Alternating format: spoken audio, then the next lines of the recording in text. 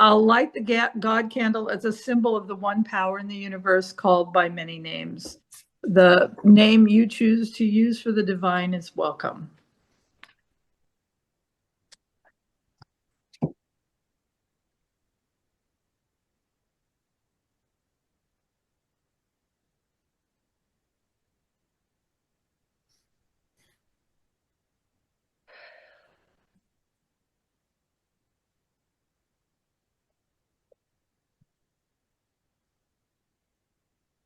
Okay, so Eric asked me to do a very, very mini little presence meditation before we begin today. And if you guys like it, we can do it in other services. We'll talk about it after the service. So close your eyes and imagine a big old-fashioned reinforced chest in front of you. Grip the latch on the lock and gently open the lid. The chest is empty.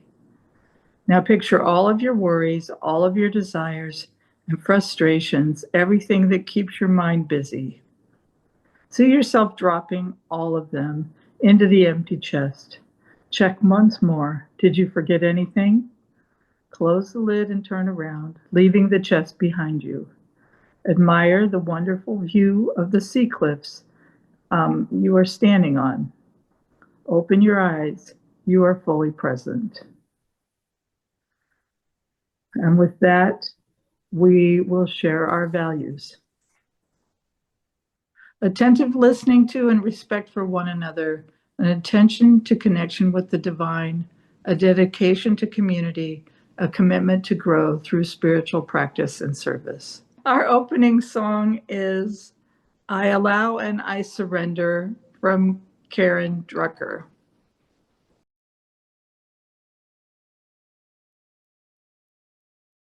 I'm really glad and to welcome Carol Becker here as our speaker, and she will be talking with us about the topic before enlightenment, chop wood, carry water.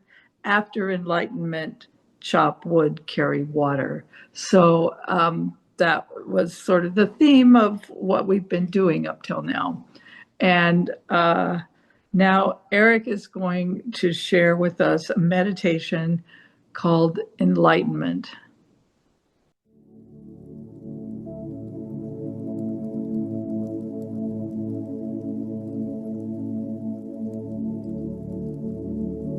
Begin by finding a comfortable seated or laying position.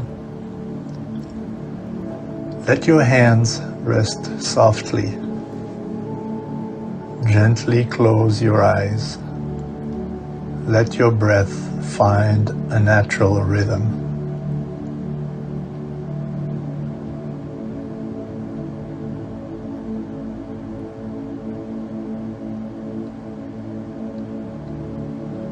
Take a deep breath in and slowly release it.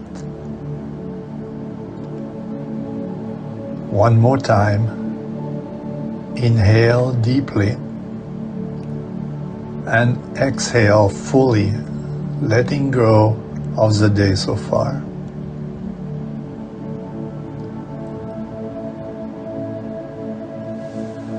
Let your attention gently settle on your breath.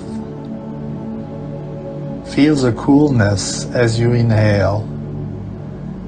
Feel the warmth as you exhale.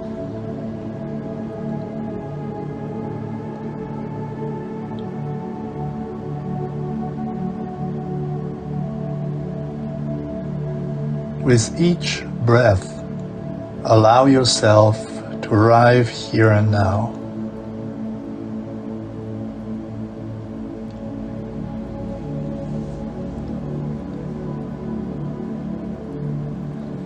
There is a then proverb that says, before enlightenment, chop wood, carry water.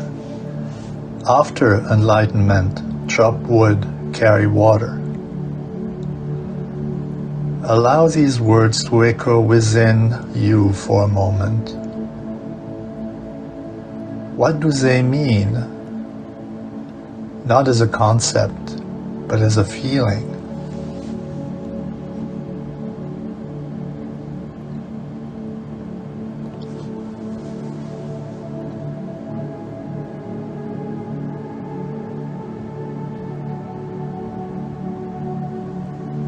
Imagine yourself in a quiet, simple village.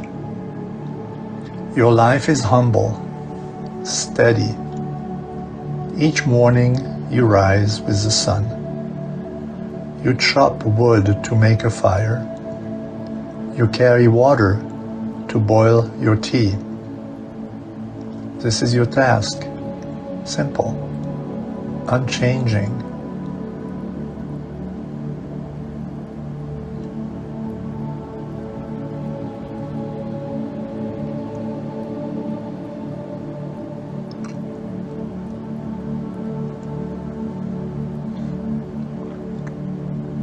Before awakening, the wood must still be chopped, the water must still be carried. The path is effortful, perhaps even burdensome. You may feel tired, distracted, waiting for something more, something beyond.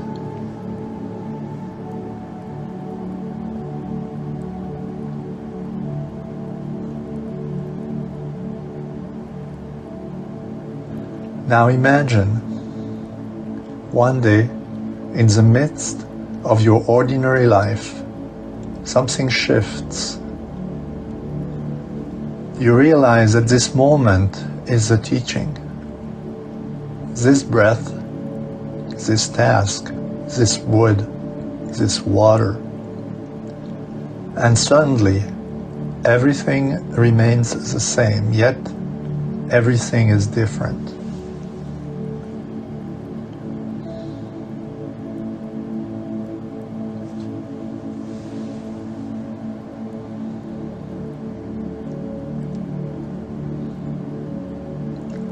The wood is still chopped, the water is still carried, but now you are fully present.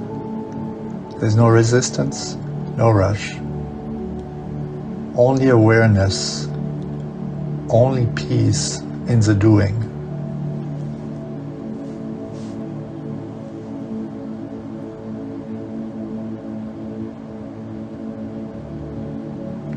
Let your breath continue its rhythm. Let your awareness settle deeper. Notice the sensations of being alive, the breath in your chest, the weight of your body, the stillness that surrounds you.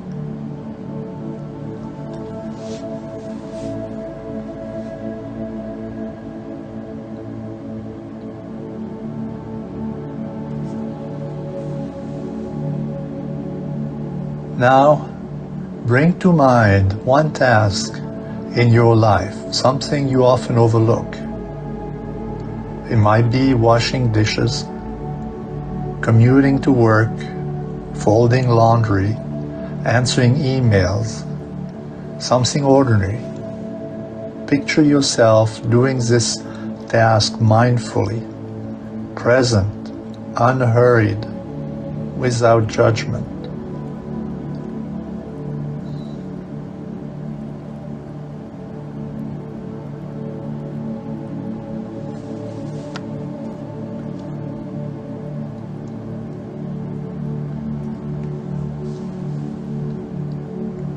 Feel how even the most mundane act becomes sacred when done with full presence.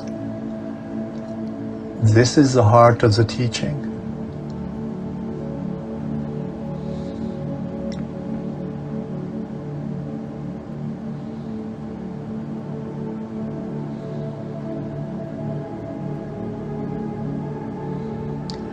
You do not need to escape your life to find peace.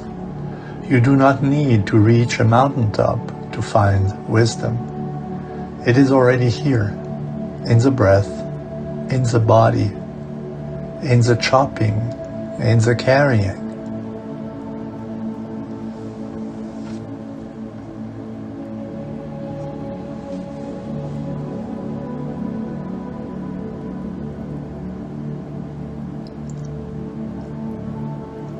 Let this truth settle in your body.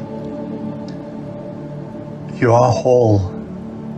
You are awake. Right here, right now.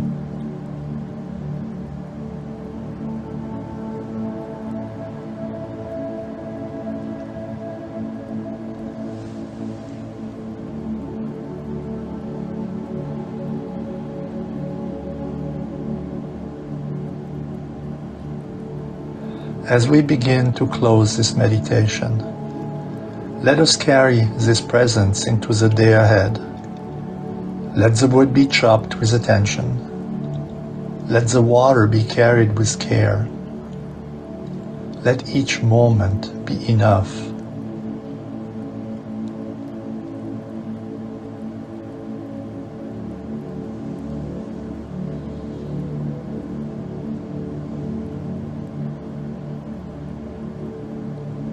Take a deep breath in and gently sigh it out. Bring small movements into your fingers and toes. Wiggle them gently.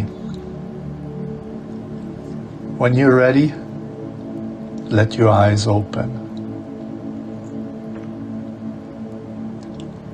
Welcome back. So as Carol unmutes herself, we'll begin our discussion of this topic. Thank you for that meditation, Eric. You're welcome. Yes, actually, we don't need to go any further with what I'm doing because that's pretty much what I was going to say. But I'm going to say it anyway because it is a little different point of view. So as I was thinking what I was going to talk about, and I knew I wanted to talk about that, every time Cindy said that, I said, I want to talk about that. And she has said it frequently in our meetings in the past. The thing is, I had no idea what to talk about, how to present it. And so you all know about artificial intelligence, AI. Well, I decided to check on SI, spiritual intelligence. And I said, okay, guys, I need some help here. And so last night, as the day was coming from noon to the end of the day, I was inspired to go back to one of my favorite spiritual teachers, Craig Hamilton. Now, Craig is a spiritual trailblazer, they say in his little blurb, whose innovative approach to transformation is bringing enlightenment down to earth. Now that grabbed me. Yes, that's what I want to talk about. And unlocking codes to our highest human potential at the same time. And that's what I want to talk about. Now, Craig began his spiritual journey in the ashrams and monasteries of the East, but ultimately found himself at the forefront of consciousness research in the West. So this question was posed to Craig. The fellow says, I'm confident in my ability to let go of my mind and thoughts during meditation, but the idea of doing this in the midst of daily life scares me. In theory, I really like the idea of living in the unknown, but I have a job and social life that require me to use my mind. How does one fully let go of the mind while functioning in society? And so Craig says, that's a great question. And he says, then what do you think would happen to your mind if you let go of it? So as a useful thought experiment, because many of us have this irrational, although completely natural fear of letting go of the mind. Human beings, for the most part, have an unquestioned assumption that if we let go of our mind, something bad will happen.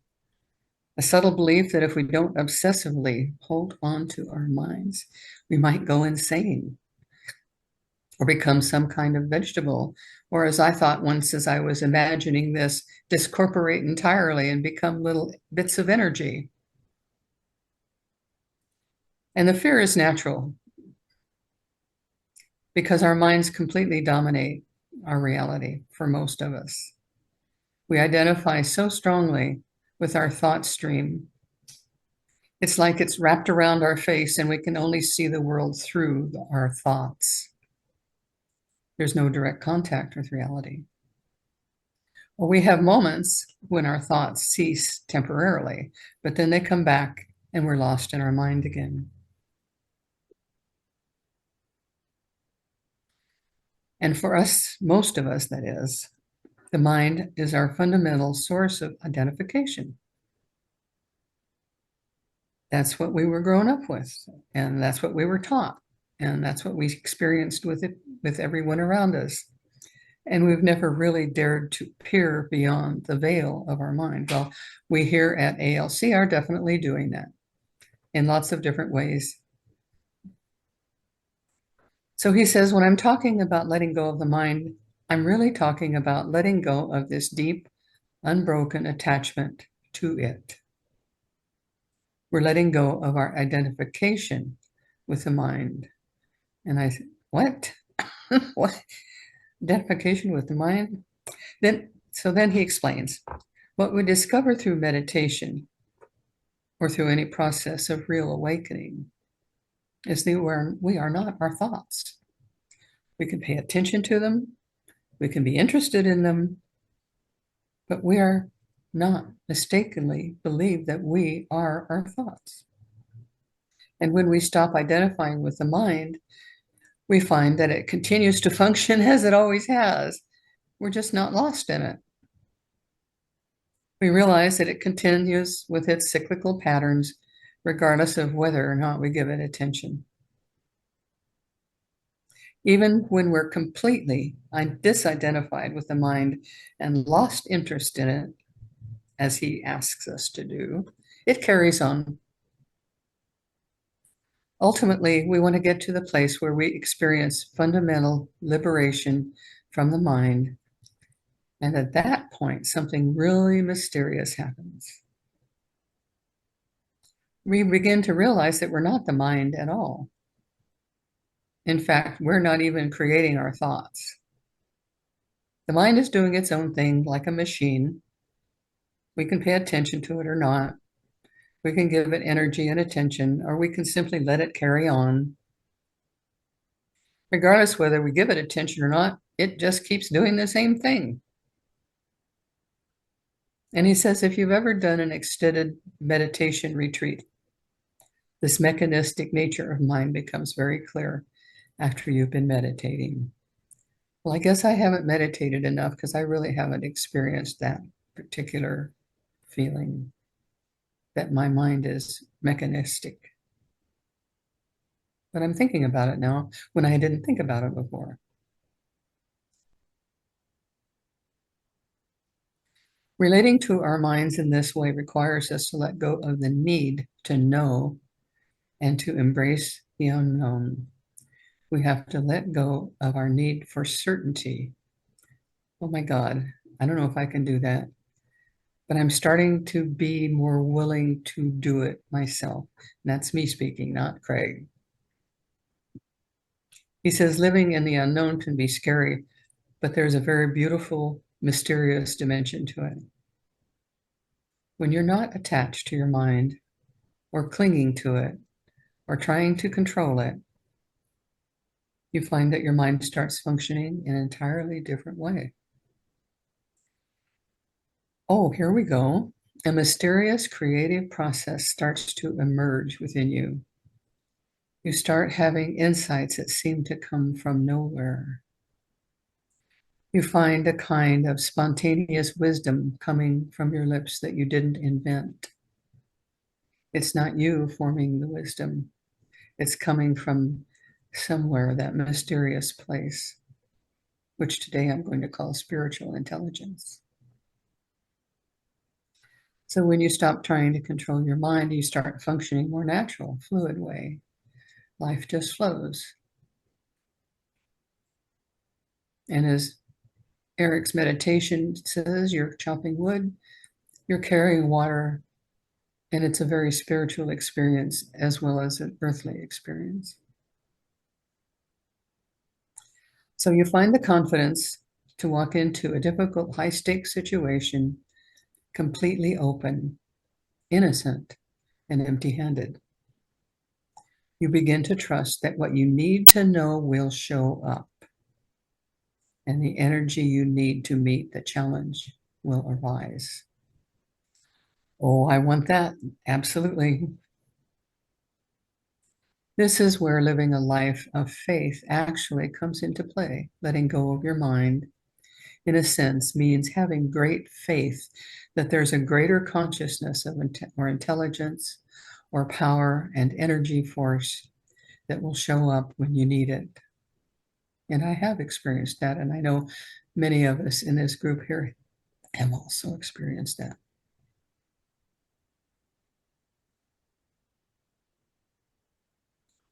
This is a mature innocence where everything we know and everything we have learned remains available to us. It's just not focusing on it, not holding on to it.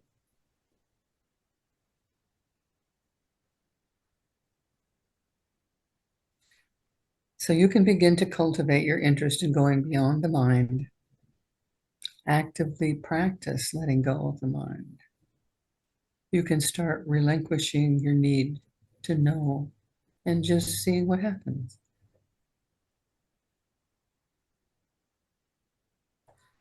So as you are chopping wood and carrying water, bring your attention back to that. And just know that the beautiful things around you, the things that are happening in life, are spiritual in nature.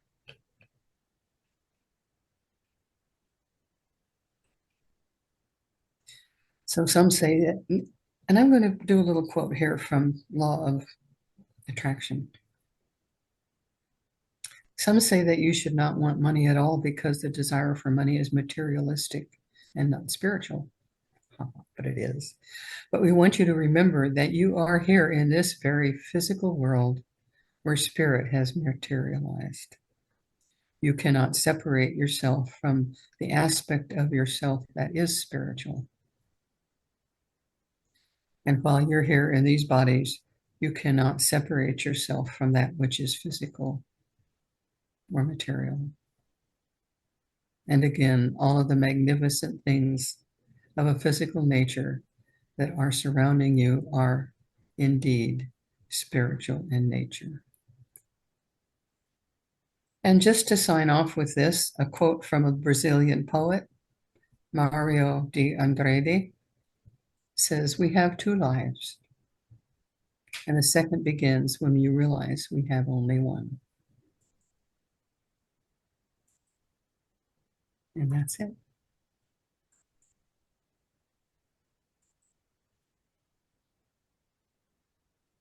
Thank you for that. That was,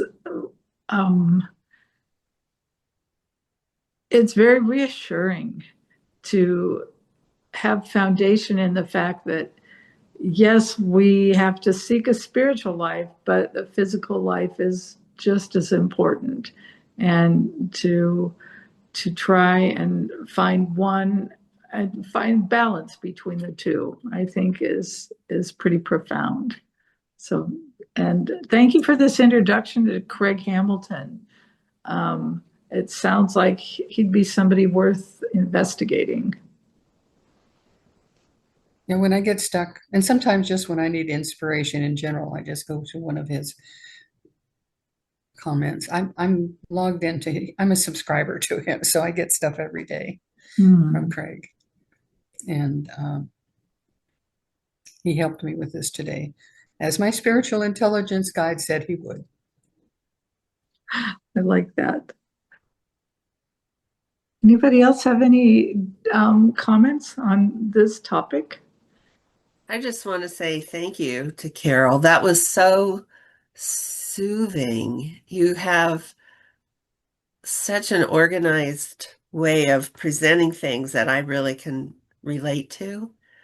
And I didn't have any idea what you were going to talk about or how, you know, how it would evolve. I guess you didn't either. You just let it come, and it just came so beautifully. And I don't have a comment right now, but I'm just feeling so peaceful. I agree. So thank you for sharing your deep spiritual insight with the rest of us. Thank you.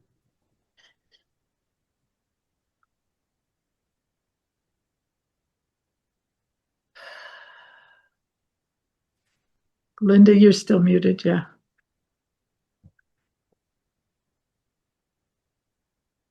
As you were reading and talking about identifying with the mind, my memory brought back an experience I had when I did they're actually called money workshops, but I think they were really personal development workshops.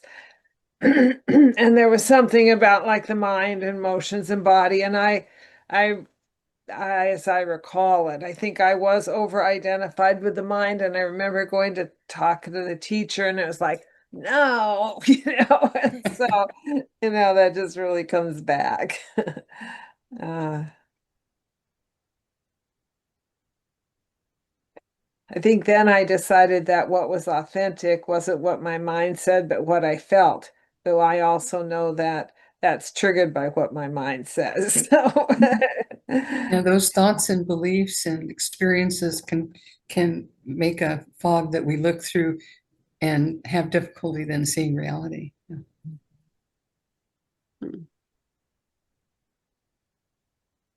Yeah, I had some interesting experiences with that too. In Ithaca, well, I was going for my walk in the morning. I mean, it was early in the morning and there was no traffic. I often closed my eyes and just kept walking and visualized myself being the one walking. So there was this taking distance from this physical body, essentially. And it's amazing what kind of things that appear suddenly that are beyond you, beyond just this physical and this mental part. So it's a good exercise. At least I liked it. I did it for a while when I was doing that, and it was interesting. I had that once when I was listening to music. I was laying on the floor, and I think it was Vaughan Williams' Lark Ascending. And as I listened to the music, all of a sudden everything disappeared. I wasn't there. The house wasn't there. There's nothing except the music and that which in me could perceive the music. Mhm. My body was gone. Everything was gone except that. How long did that last, Carol? That lasted, I think, for first of all, I was startled to realize it. So then I had to get back into it. And I was able to stay there for about 5 minutes. Yes. Nice. And floating back and forth, but mainly most of the time was in this non-existence, non-physical existence.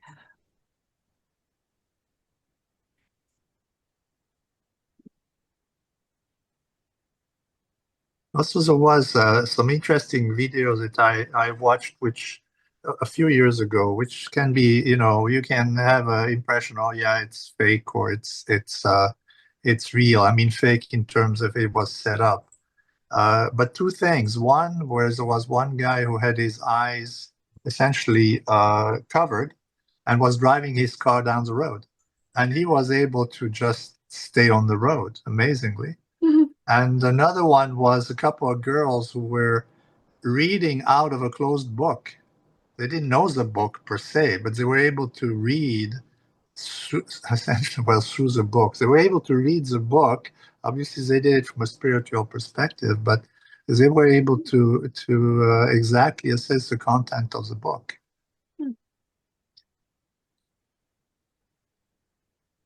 Which brings back, brings it back to the point. Everything is really energy. And we tap into this energy, and some are just more, not gifted, but more astute of doing that. Because we all, Attuned is a perfect word. The vibrational frequency, resonant frequency, yes. Yeah.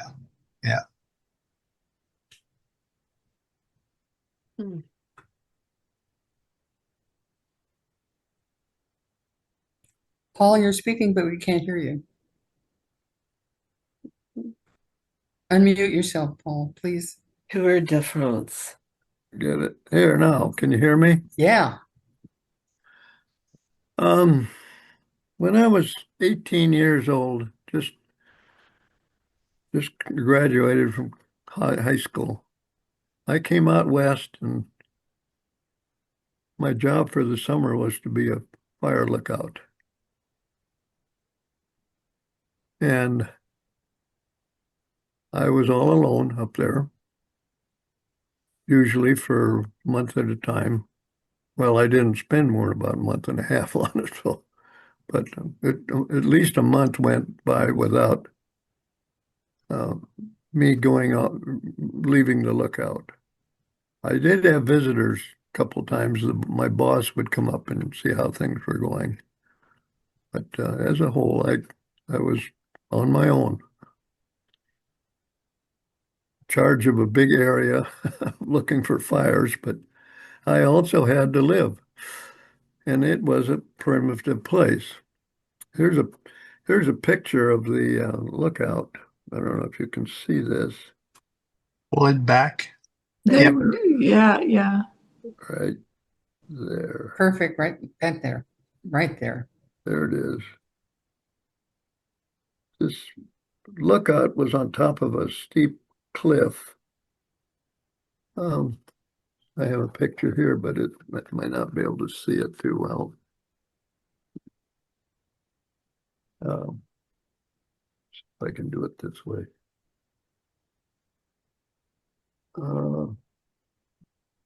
Hold it closer. Hold it further away. A little farther away. Yourself. Yeah. It's still out of focus. It focuses on you, not on the. I don't know where the focus is. Yeah, We don't either. that's okay. Well, anyhow, it's on the top of a No, steep we cliff, don't. Where's that? We need to get milk. and I literally had to Oh, chop wood and carry water to survive. the area over there, honey. I didn't do mean, anything with it. It wasn't, I didn't think it would be a spiritual experience because it was the hardest thing I did any day was to go down and get the water from my spring and bring it back in a 5-gallon can. And then I also had hooked on there a gallon canteen. I had 6 gallons of water. That's a lot of weight. That is. And I didn't do it in an instant. I would call up and tell them I'm leaving to go get water, and then they told me to check in when I got back. Oh, I got somebody calling me, but that's all right. I'll let it. It'll die out.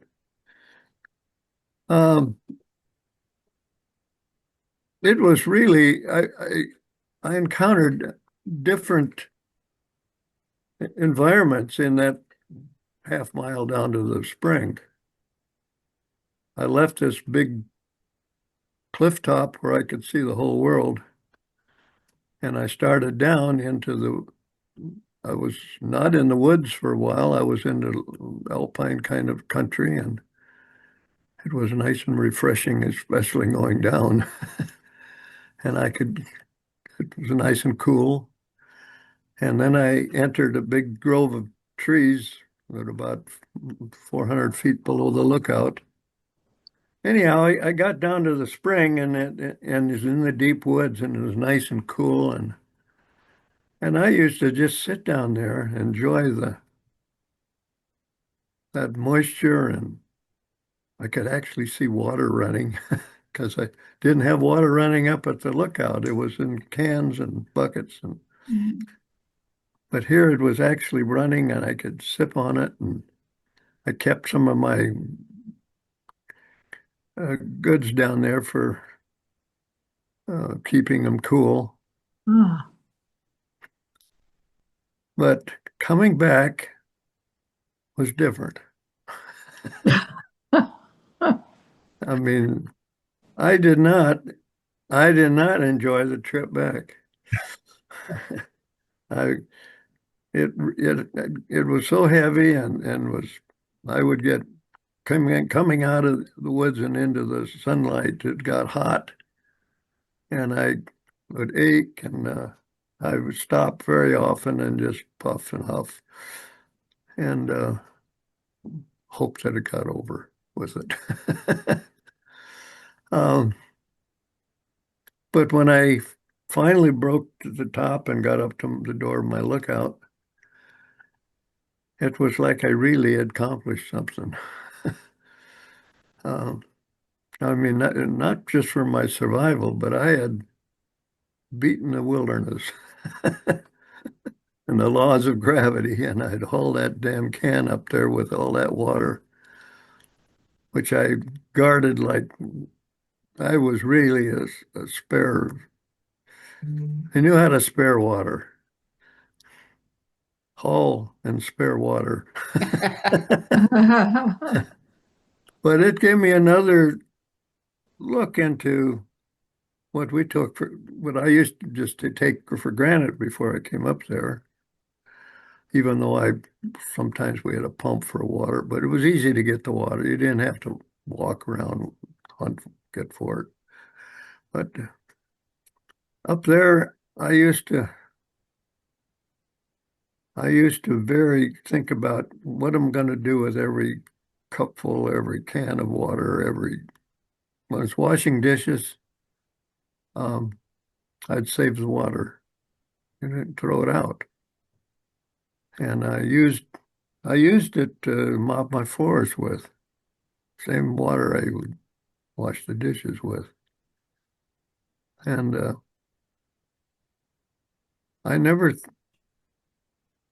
it was like I was working with a gem, the water. And I would last for 2 days, 3 gallons a day. And when some days once a week, I'd take take a bath. I did it up in the lookout. I'd stoke up the fire. It was a wood fire, a hot place. It was like a sweat lodge in there when I took a bath. And I would use about a gallon or so of water to sponge bath myself. Um, I don't, it, I was thinking about that every time we've been talking about this business today, that um, for at times water it was heavy. It was a miserable thing to use. And yet when I got there, it became high value. And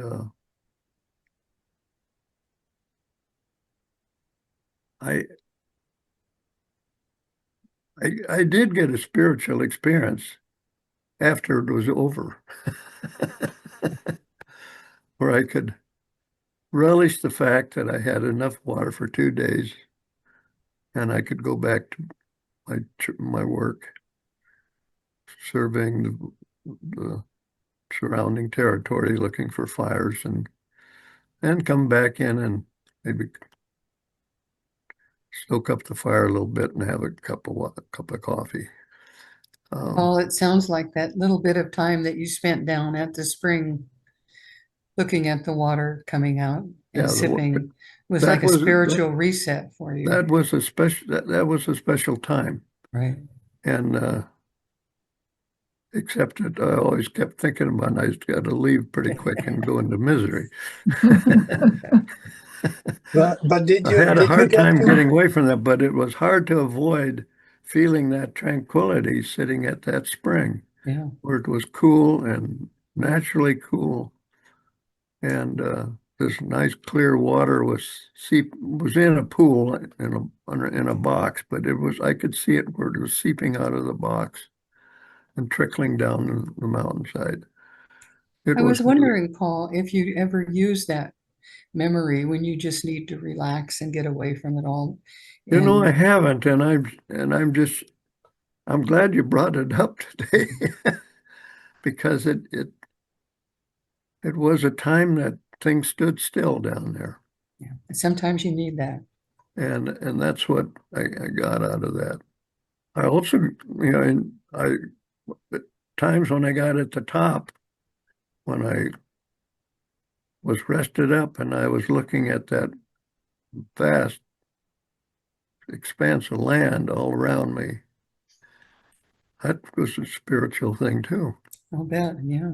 Because now I had accomplished my day's job and I was seeing something that very few people get a chance to enjoy.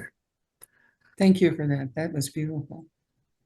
That's about all I got to say. But yes, thank you for that, Carol.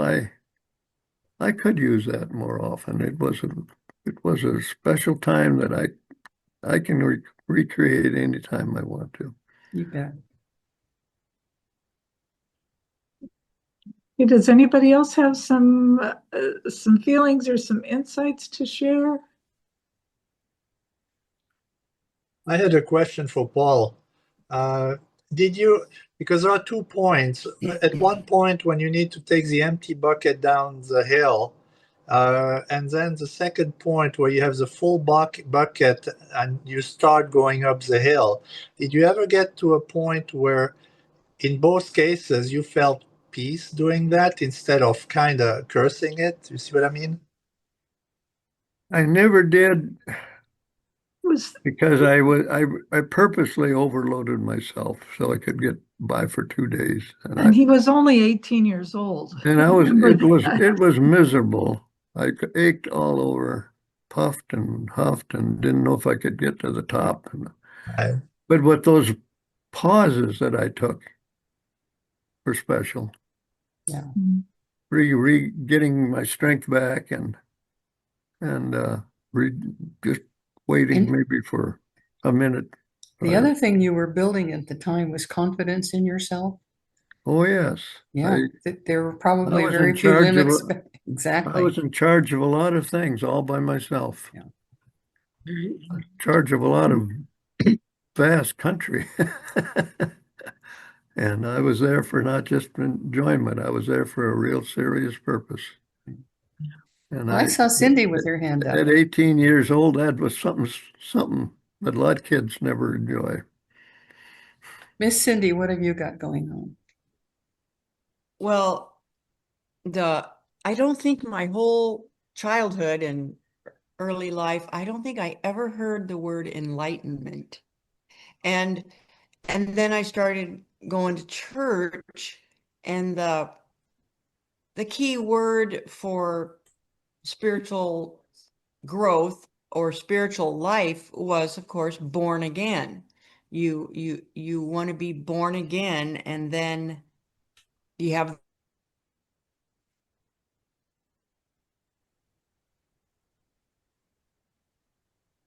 you frozen. yes, he's frozen. Try it again. it was connected to other religions that, oh, am I going in and out? It's okay. You're Keep good going. now.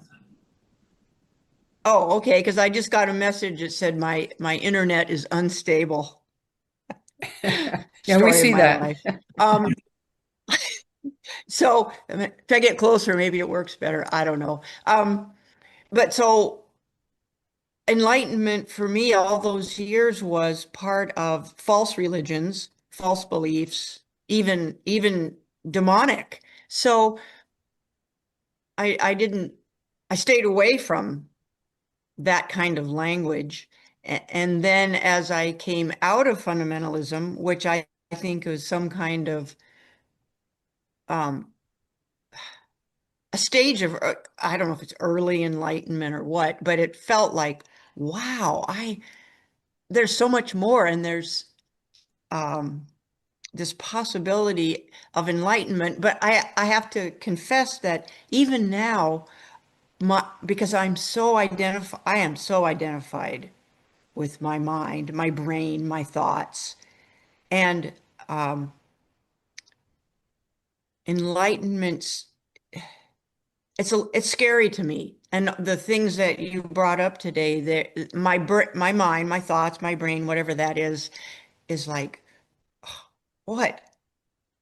Give up my thoughts, but Chris, that's not the point, that you give it all up. But I'm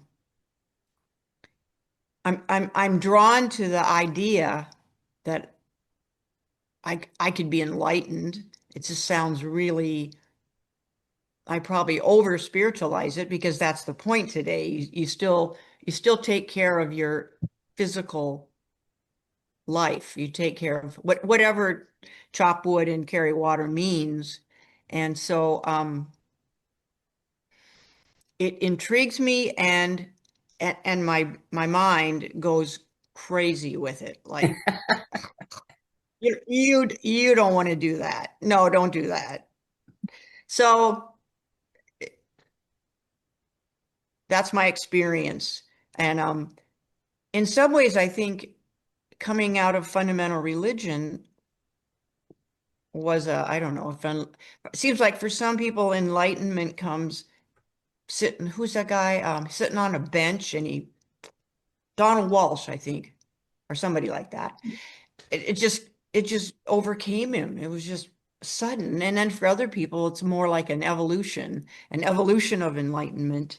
So I'm hope I'm in some stage of enlightenment. There's also an aspect of surrender in this process, and I'm thinking of when I was in the military. We carried our equipment and supply and you name it on our back up the mountains. And I mean, you were at the beginning, you were just not happy doing that. You were loaded and it was hard. And as you went on, you just surrender. You just said, I can't change it.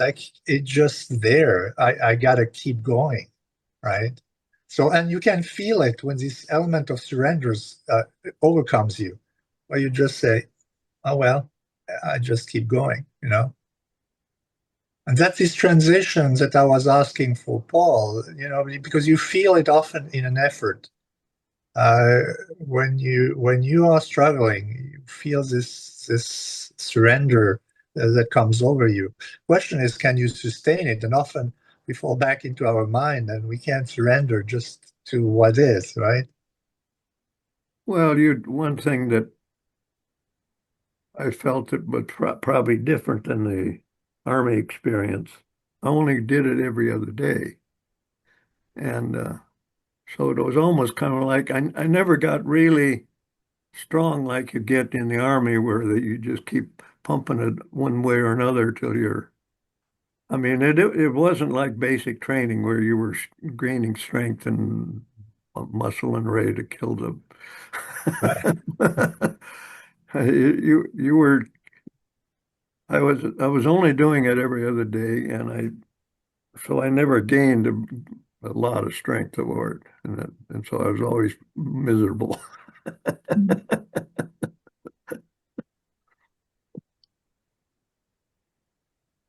All right. Well, do we have any further comments before we close? Nanda, you're still muted now. I keep asking this question and nobody seems to hear it because nobody really answers it. Who is this you, this we that exists outside of our mind? I was asking that as I was reading Craig's stuff. I said, okay, who are we anyway? Yes. So did Craig give any responses? No, I think what he implies that there is a spiritual part of us that is we. I don't know. I kind of think for myself that there is maybe a morphic field of divine intelligence that we are in just because we're here. And every once in a while, our resonant frequency catches and we get that feeling. But that's a mechanistic point of view. Well, again, who's the hour? Well, Well, this is. I mean, this week I fell on or dropped onto a picture that was. It has to do with the death, but it has really to do with the sea of water. It was from a Tibetan monk who was making the analogy, but the analogy was a sea of water, and out of this sea of water you have bubbles popping, and so there's a drop that just pops up, and then it falls back down, and a drop popping up and falls back down, and this is the drop is your incarnation, and you fall back down into the hole. I mean, of everything. And I thought this was, at least for me, I felt very strongly that it was a perfect analogy of what life is all about and how connected we are.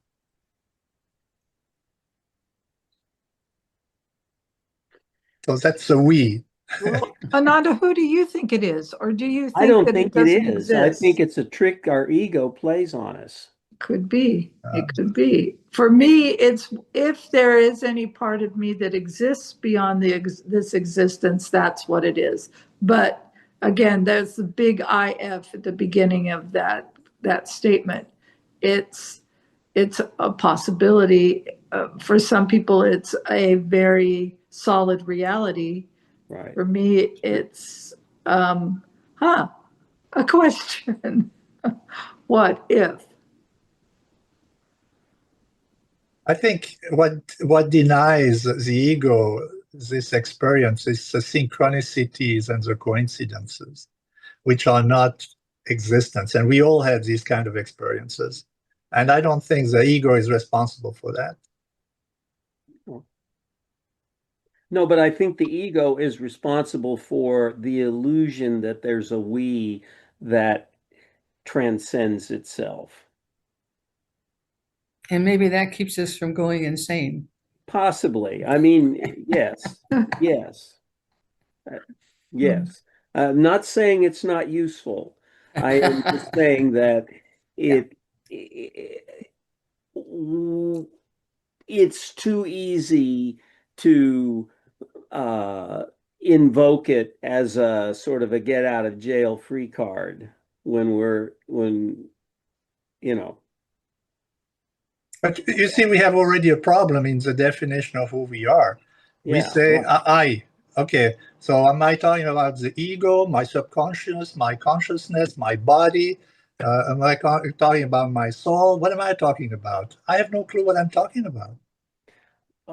I don't even know how to define myself, right? Thank you. Okay, well, these deep metaphysical, existential questions may or may not be answered someday. So, all right, well, okay. Anybody else want to pipe in? Carol, you got any final words to share with us on this great topic it shows? Well, I think I'm driven to continue to look anyway, whether I'm ever going to find it or not. Yeah. Yeah. Okay. Thank you. Thanks everybody for your contributions to Oh, this. Arlene said, Oh. raised her hand. Okay, Arlene, you're muted. Unplugged. There I am. You know what I've been thinking on this whole trip is on this whole trip. Listen, it's a trip. It was a trip. It is a trip. And the trippiness of it is that for me, is where we know the difference in our senses. Like, what's the difference between seeing something and smelling something and seeing something and hearing something? And I remember being not in a dream, I was consciously awake and I was seeing in my mind's eye a guitar playing, and they were playing some like heavy duty rock, and I was tasting it. and I was thinking it and I was smelling it, and there wasn't any difference. And I always want to go to that place that in between where those lines are, and I can't get there. It's like, well, I know I can because I've done it before, and it's not like a drug thing. It's not like what happens when you drop acid, Well, it could be, I guess, but it's not. It wasn't for me in that case. And when I remember seeing the color of the guitar, and it was this bright green, and the green had a smell, and it had a taste, and it had a feel, and how to get to that place without using psychedelics or without smoking weed or without whatever. I don't know how to do it, but I'm going there. I can do it. I know I can because I've done it before. Thank you for listening to my trippy little story. I think we just choose to be wherever we are, whenever we're there. I think that I play a part in choosing my reality, and my reality includes sight and sound and taste and all those senses. I don't know how many I have. They told me I had 5, but I think I have more than that. I think you do too, and that was a magical experience. Thank you for sharing that. Cool. Yeah. Okay. Well, thanks again, everybody. And we're going to have a song called "The Song of Enlightenment" next.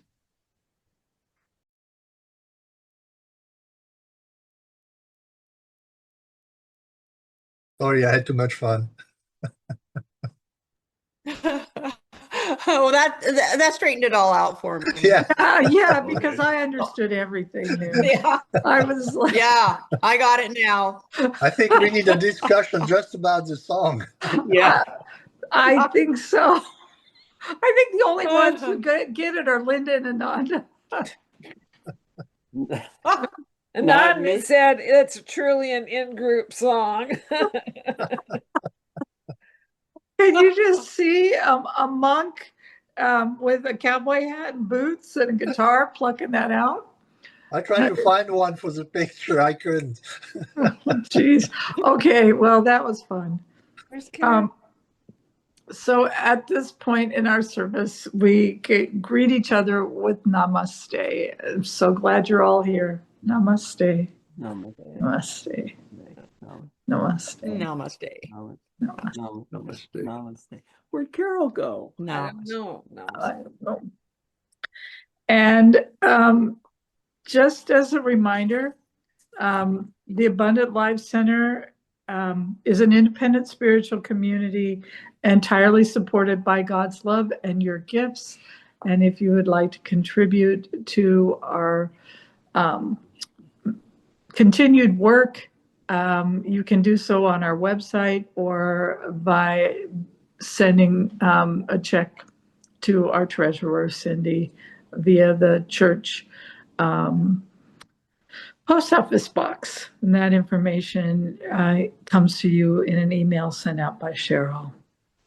So it's time to close our meeting.